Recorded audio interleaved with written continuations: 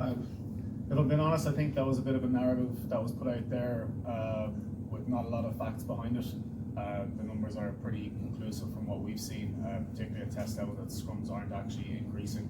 To be honest, it came up once or twice, a couple of discussions around the contest in general and the aerial contest in general actually in London at Shape of the Game, and the overwhelming sense was that it's been great. It's actually opened up the game, it's created more dynamism, it's being correlated with more line breaks, more tries, which obviously everyone loves to see.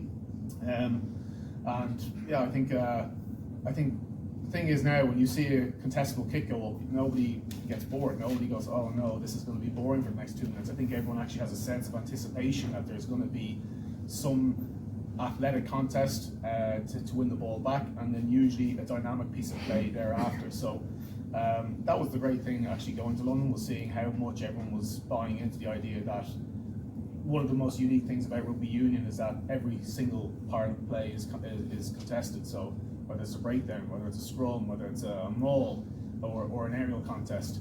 And I think that's one of the things unique to rugby union that we have to keep driving and keep checking ourselves on. It is one that I think everyone who's watching the game at the moment can see how important it is to be able to adapt defensively or in an attacking sense during those transitions, which are getting created largely due to the increase in contestable kicking.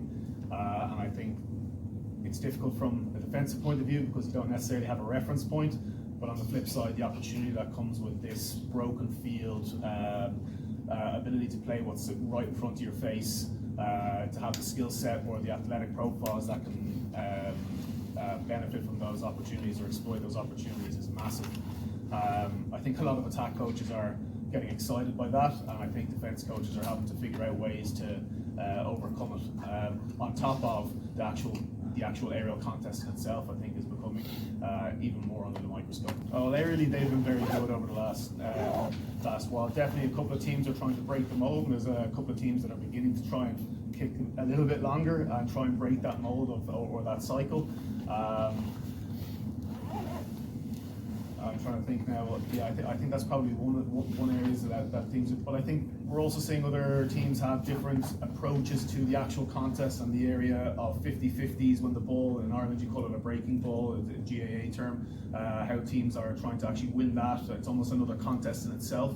And again, trying to transition off the back of that to give yourself a successful outcome seems to be a pretty big part of the game at the moment. Yeah.